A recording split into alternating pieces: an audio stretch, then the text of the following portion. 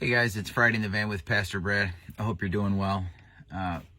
This morning I'd like to get into the book of Mark, chapter 8, and read about the account of the feeding of the 4,000. This is a separate event from the feeding of the 5,000.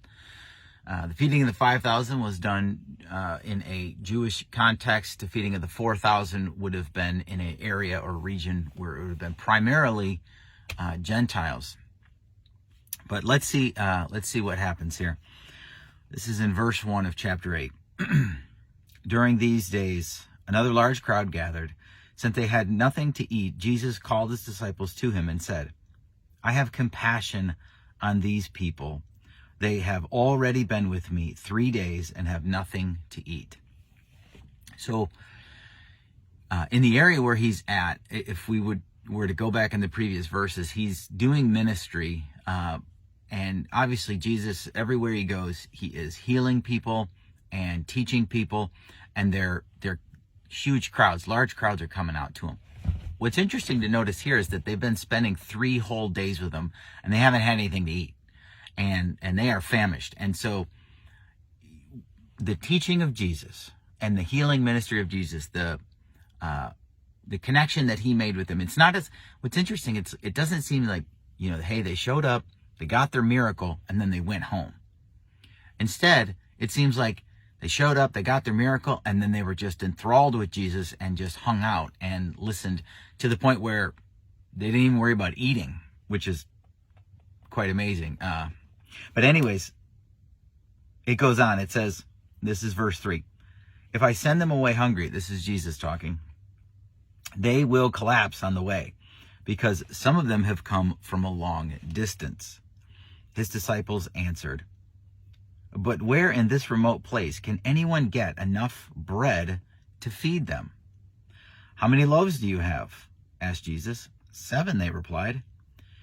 He told the crowd to sit down on the ground, and then he took the 7 loaves, and he gave thanks, and he broke it, and he gave it to them, to his disciples, to distribute to the people, and they did so. They had a few small fish, and he gave it to them also and told them to distribute them. The people were satisfied. Afterwards, the disciples picked up 7 basketfuls of broken pieces that were left over. So, again, this is a separate event from the feeding of the 5,000. Has a lot of similarities, but in this scenario, we're in general, as I said, a Gentile region, and I noticed that Jesus has compassion, right? And he makes it clear here, I have compassion on these people. And I think that's important for us to remember, because we read verses that say, to love one another, and we need to know that that's for us within the church, within those who believe, the household of faith and so on. But it's also for the non-believing world, the world who is still in rebellion to God, who rejects the message of the gospel. Jesus still has compassion on them. Of course he does. He loves them. He wants to see them in right relationship with him.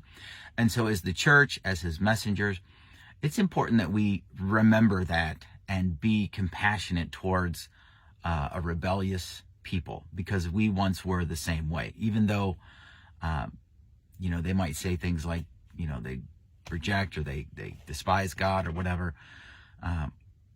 We can still be those who attempt to meet their needs, have compassion on them, show them the love of Christ, and hopefully those seeds will take root and bear fruit one day.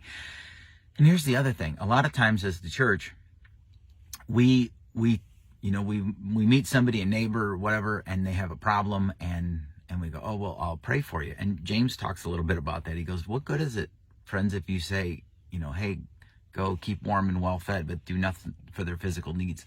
Clearly, Jesus also cares about people's physical needs.